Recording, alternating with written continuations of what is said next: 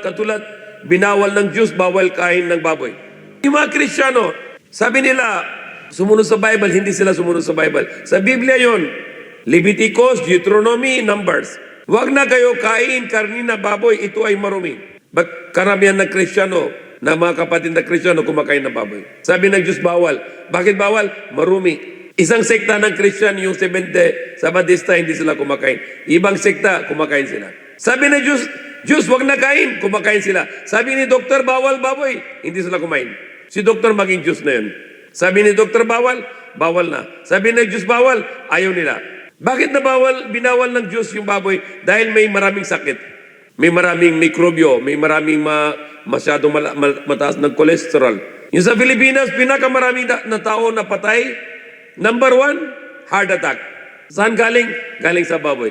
Number 2, pinakamarami na tao na patay sa Pilipinas, stroke. Saan galing? Galing sa baboy din. Kaya binawal ng Diyos baboy dahil may maraming sakit. So, ano ang utos ng Diyos? Yan gagawin.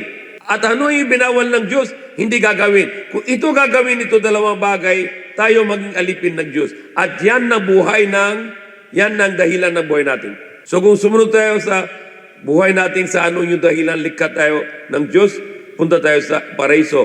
Hindi gagawin na ano yung dahilan ng buhay natin, saan tayo papunta? Sa impyerno. So, anong yung susi ng paraiso? Sumunod sa utos ng tagapaglikha.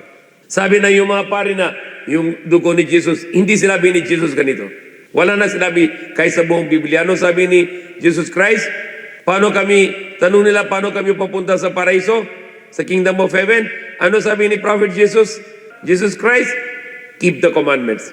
Sumunod kayo sa utos ng tagapaglikha para may ligtas kayo. So only way of salvation is to follow the commandments of Allah. And what is one of the commandments of Allah? Do good to the people and don't make evil to people. Ano isang utos ng Diyos? Gagawin na mabuti sa tao at hindi gagawin ng masama sa tao. Corruption isang malaki masama. Malaki masyado corruption. Hindi billions sa Pilipinas, trillions. Marami na sa buong Pilipinas may corruption. Yan na isang masama dahil yan ang magnanakaw sa mga pera ng mga tao. Nakaw ng pera ng tao. Saan papunta? Sa kabilang buhay, impyerno. Dahil nakaw ng tao yung pera ng tao. Hindi malinis. Dapat isang tao malinis. Yung puso niya malinis, yung business niya malinis, yung ugali niya malinis, yung utak niya malinis. Kaya sabi na Allah sa Quran, kadaflaha man zakka. Yung nagumpay siya na sino maglinis siya sarili niya. Na yung tao na kuha ng corruption, hindi malinis.